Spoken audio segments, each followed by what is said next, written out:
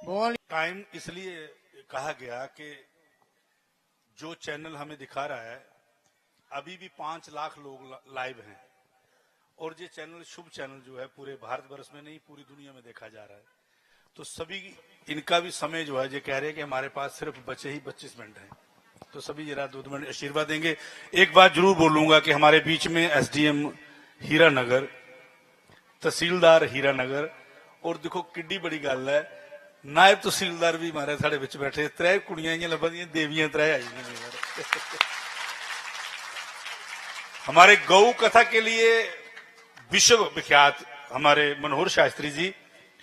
मैंने अपनी आंखों से देखा है, जैसे भगवान शंकर ने मां पार्वती को कहा कि उमा कहूं मैं अनुभव अपना, मैं अपना अनुभव सुना रहा हूं कि ऐसा ऐसे होता है, सुनो मां पार्वती। ऐसे मैं अपना अनुभव सुना रहा हूं कि मैंने गाय और मनोहर जी को एक ही छत के नीचे सोए हुए देखा है महाराज।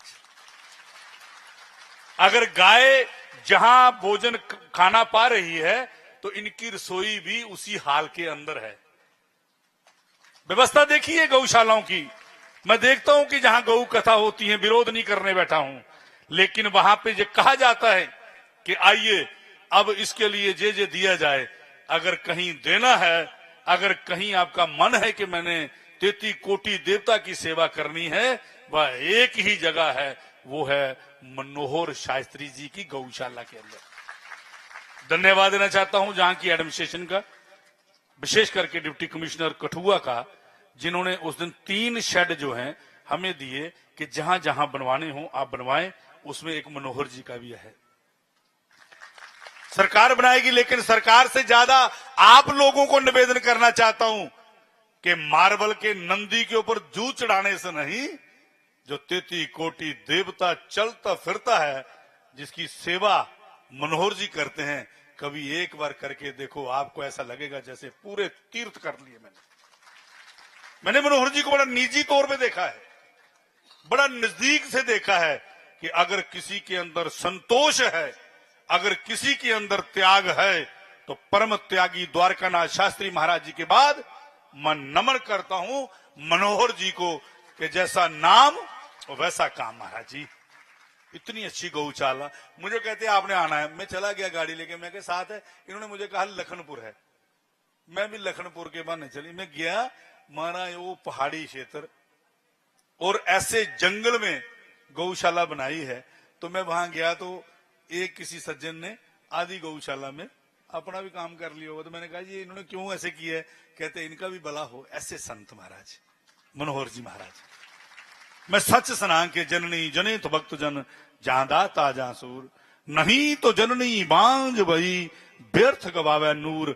मां ने अगर बच्चा पैदा करना हो, संत पैदा करना हो, सिपाही पैदा करना हो, एडमिनिस्ट्रेशन के साथ सनातन की सेवा करने वाला होना चाहिए, नहीं तो जननी बांझ भई व्यर्थ गवावे नूर। फिर क्या फायदा ऐसे बच्चे को?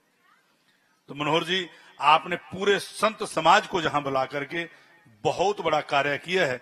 तो मैं आपसे निवेदन करना चाहता हूं, इस पंडाल की हाजिरी को ना देखते हुए जितने लोग शुभ चैनल को देख रहे हैं, मैं निवेदन करना चाहता हूं, क्योंकि हमने गाय के लिए जेलें देखी हैं, हमने गाय के लिए मारे खाई हैं, मैं निवेदन करना चाहता हूं कि दुनिया में अगर किसी ने गौ सेवा देखनी हो तो इनके परिवार को देखो। इनका पूरा परिवार गौ के लिए ऐसे निशावर है जैसे अपनी मां के लिए है। महाराज इतना प्यार अपनी मां से नहीं करे जितने ये गई ऐसे करते हैं महाराज।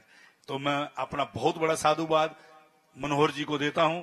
महाराज जी ऐसे आप करते रहें। मैंने पूछा एक दिन कि महाराज जी आपकी गौशाला में दान देना हो तो रसीद सिपाही दी नहीं है, देना कुछ रसीद ही नहीं है, लेकिन अकाउंट नंबर जो चल रहा होगा, मैं आपसे निवेदन करूंगा कि जो अकाउंट नंबर चल रहा है, जहां जहां लोग सुन रहे हैं, मेरा निवेदन रहेगा कि आप बड़ी बड़ी गौशालाओं में तो जाते हो, लेकिन जो यहां गौएं हैं दूध देने वाली नहीं, सेवा वाली गाय है, तो सभी उसमें हम करें।